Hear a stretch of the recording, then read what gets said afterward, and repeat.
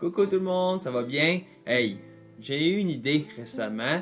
Ça fait quelques mois d'ailleurs que je travaille là-dessus, puis je voulais juste être sûr que ce soit bien clair avant de commencer une vidéo là-dessus. Mais ça y est, c'est le temps. J'aimerais vous parler d'un outil dans la pratique de la magie, de la spiritualité, de la guérison, et on en passe des sujets là-dessus. Pour préciser que c'est un objet très spirituellement accepté. Il s'agit de la pyramide. Bon, ici on peut parler effectivement des grandes pyramides un peu réparties à travers le monde, mais on va pas parler d'eux. On va parler des petites pyramides qu'on peut fabriquer ou acheter. Donc, je vous amène aujourd'hui à faire quelques réflexions et à vous parler de mon expérience avec les 10 objets de pyramide, ainsi que quelques expériences que j'ai pu constater. Sachez que ce n'est pas exhaustif, il y a beaucoup d'autres expériences que je n'ai pas essayées. Donc, si vous trouvez la vidéo intéressante, n'hésitez pas à mettre un pouce bleu et n'hésitez pas à vous abonner. Ça pourrait peut-être aussi vous amener d'autres vidéos, qui sait. Alors, commençons déjà par la question peut-être un peu sensible, je dirais. Est-ce qu'il y a une taille ou est-ce qu'il y a un format plus approprié qu'un autre pour faire certaines choses? Ça dépend, oui puis non, ça dépend. Ça dépend quelle quantité d'énergie vous voulez, parce que là, de mon point de vue et de mon expérience acquise, ainsi que les références que j'ai trouvées, la pyramide, par sa forme géométrique très précise, permet de créer un champ d'énergie. Là, ne cherchez pas quelle énergie c'est, parce que tout le monde a sa théorie là-dessus. Vous aurez qu'à faire la vôtre. Moi, je dirais que c'est une énergie magnétique dégagée par une onde de forme, donc la pyramide à base carrée, précisons, qui donc a 5 faces, très important. C'est un symbole donc associé au ciel et à la terre de par sa base, qui est très associé au matérialisme. Le carré est la forme par excellence de la matière selon, comment dire, les 4 états de la matière. Et la pointe, qui se cible là haut, est en connexion directe avec les étoiles. Donc on pourrait dire que c'est une connexion entre le ciel et la terre. Ça, c'est mon avis. Mais mis à part ça, qu'est-ce que cette énergie a de si important? Qu'est-ce qui fait qu'elle la dégage?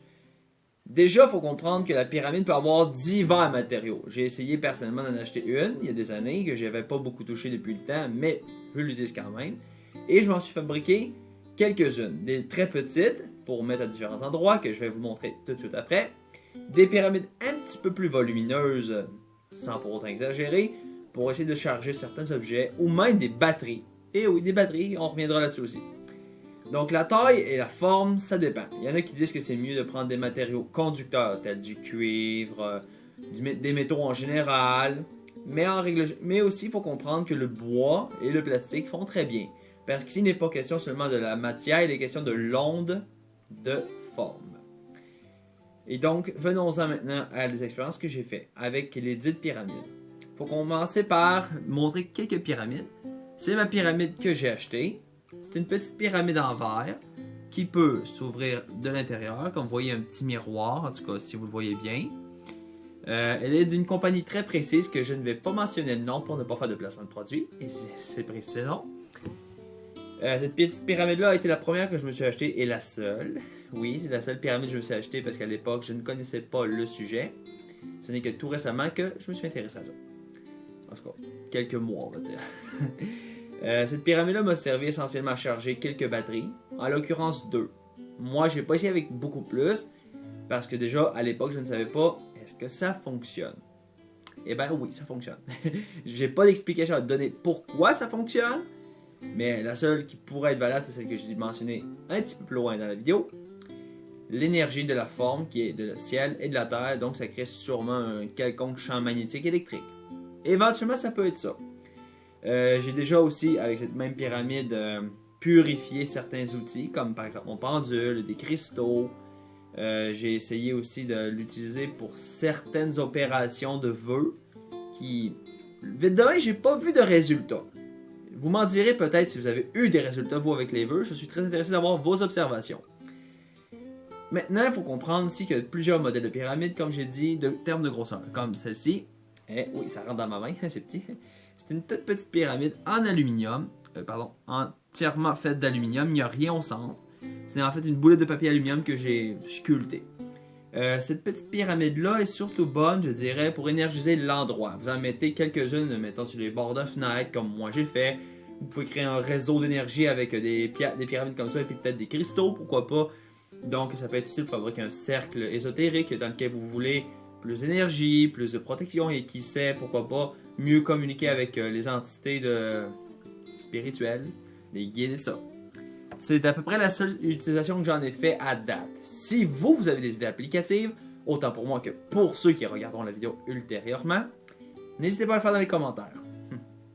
Maintenant, passons au calibre un peu plus intéressant pour moi. C'est une autre expérience que j'ai faite et qui a eu des résultats. C'est une plus grosse pyramide. Elle, comme vous le voyez, elle n'est pas pleine, elle est vide.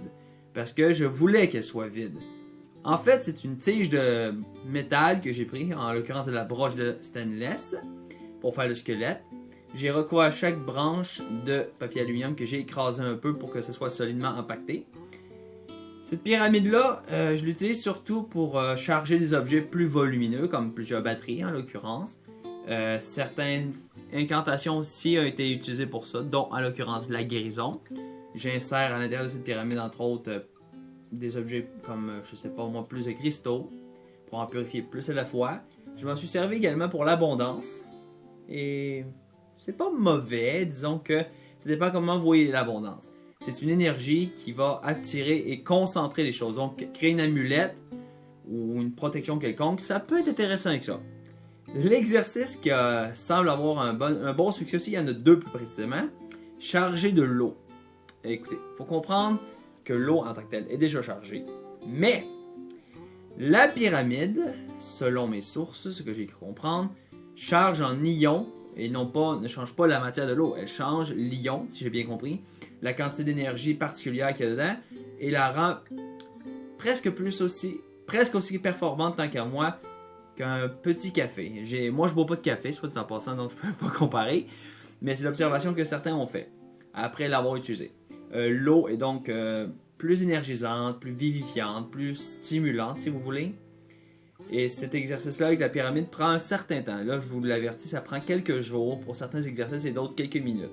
En l'occurrence, pour l'eau, je la laisse en moyenne de 10 à 20 minutes pour être certain qu'elle fonctionne.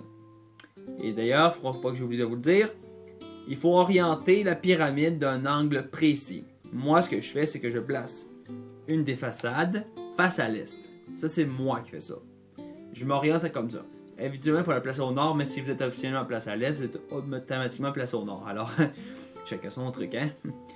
Pourquoi, d'ailleurs, vous vous direz peut-être? Ben, selon les anciennes constructions des pyramides, disons les vraies pyramides, celles qui sont volumineuses, il y a une direction qui sont pas mal toutes orientées. Et je me suis fié à ça pour voir les résultats. J'ai remarqué, entre autres, que certains effets sont minimes quand ils ne sont pas placés face à une certaine direction, et que d'autres, ça dépend. Ça dépend du contexte. Mais en règle générale, pour charger ou nettoyer des objets, j'utilise toujours la pyramide face à l'est, ou au nord si vous préférez. Ceci étant dit, revenons-en à le deuxième exercice que j'ai tenté avec une pyramide comme ceci. Et d'ailleurs, c'est le plus important que j'ai fait, qui m'a apporté, je dirais, des étranges situations, pas désagréables, mais étranges. Placer une pyramide sur sa tête. Oui, comme un chapeau, je ne vais pas vous faire une démonstration, ça va juste être drôle à voir, sinon ça va être un petit blooper comme ça. Non, en fait, le fait de placer une pyramide sur sa tête, ça aurait l'accessibilité plus facile à la méditation. Donc, il ne faut pas oublier qu'il faut déjà méditer un peu. Mais l'idée, c'est que la pyramide va accentuer la puissance de votre cerveau pendant qu'elle est sur votre tête. Et ça va, entre autres, agir chimiquement, psychiquement, voyez ça comme vous voulez d'ailleurs. Et ça va augmenter vos perceptions. Moi, ce que je vais vous dire sur mon observation, les premières fois que je l'ai fait, puis encore aujourd'hui, il y a des effets de ce genre-là semblables, j'avais plus accès à des visions d'entités spirituelles. Je voyais des symboles qui me frappaient dans le visage, comme des ancres ou des œils d'Horus et d'autres affaires comme ça. J'ai eu quelques images de divinités, quelques autres entités comme ça qui se manifestent à moi. Et j'ai surtout, pas regardé si c'était vraiment des divinités, mais j'ai surtout regardé l'aspect symbolique derrière ça. Surtout. Et ce que j'ai observé, c'est qu'à chaque fois que le symbole apparaissait, c'était en réponse à une pensée. Je me suis donc arrêté à ça et je me suis rendu compte que la pyramide permet d'augmenter nos perceptions mentales et notre sensibilité à l'intuition, aux messages subtils et ce genre de choses. Libre à vous d'essayer, ça coûte pas cher. Comme je vous dis, une pyramide comme ça m'a coûté... ça coûte pas cher. Si vous avez de l'aluminium chez vous, ça passe. Si vous n'êtes même pas obligé de mettre le squelette, si vous voulez, vous pouvez juste faire une pyramide en bois. Si vous voulez, écoutez, il n'y a aucun problème. Moi, c'est mon avis. L'autre exercice que j'ai fait, c'est avec une pyramide plus petite que je ne vous montre pas ici, je l'ai accroché au-dessus de ma tête quand je dors. L'idée de cet exercice est de faciliter le sommeil. Ça marche quand même assez bien. Je vais vous dire honnêtement, les premiers jours, j'ai été quand même assez surpris par la qualité de mon sommeil. Là, je suis tellement habitué en fait que je m'en rends même plus compte. Je dors assez paisiblement, assez bien. Le seul inconvénient, d'après moi, que j'ai observé avec les pyramides, et c'est peut-être juste dû à une impression, j'ai remarqué qu'elles agissent beaucoup pendant un certain temps, puis dans d'autres, un peu moins. Je me demande si cette infonctionnalité ou cette absence de fonctionnalité est due peut-être à un champ magnétique ou à une position solaire et des choses comme ça. Faut voir les choses comme ça. Peut-être que c'est aussi rien à voir. C'est peut-être juste parce que les pyramides, on peut se charger. J'en ai aucune idée. Mais donc, ça, c'est les observations que j'ai pu faire avec les exercices. Comme je l'ai mentionné toujours, n'hésitez pas à faire des commentaires si vous en avez sur le sujet. Ok. Là, on entre dans un autre détail important avant de quitter. La pyramide est un objet quand même assez varié en termes de taille. Et justement, le dernier exercice que j'ai essayé, et non le moindre, je l'ai essayé une fois pour observer la différence et on voit la différence honnêtement en termes de qualité d'énergie. Je vous ai montré à date des petites pyramides, des moyennes et des très petites, comme vous voyez. J'ai essayé d'en fabriquer une de taille assez grande pour que je puisse m'asseoir à l'intérieur. Je tiens à préciser que j'ai pris de simples branches de bois. Ouais, c'est assez modeste, mais j'ai pris des branches de bois que j'ai affixées en haut en faisant une espèce de tipi. Toujours avec 4 bâtons. La base, je ne l'ai pas fait. Donc, je n'ai pas pris 8, j'en ai pris vraiment 4. Ce que j'ai observé durant l'expérience en tant que telle, c'est que l'énergie était particulièrement vivante.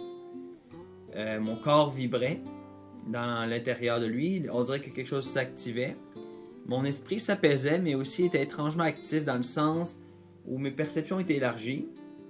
J'ai observé aussi que même si j'étais dans la pyramide, d'autres objets profitaient de la purification ou de l'énergisation. Alors, voilà ce que je pouvais vous dire. Éventuellement, je pourrai faire d'autres vidéos sur d'autres sujets si vous voulez dans cette optique-là. Mais pour l'instant, ce sera tout.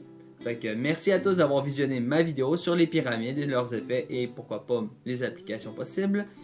N'hésitez pas à mettre un pouce bleu, n'hésitez pas à vous abonner et de commenter dès que vous en avez l'occasion. Sur ce, bisous les amis et on se redit à la prochaine fois sur Tisseur de Lumière. Merci et à la prochaine!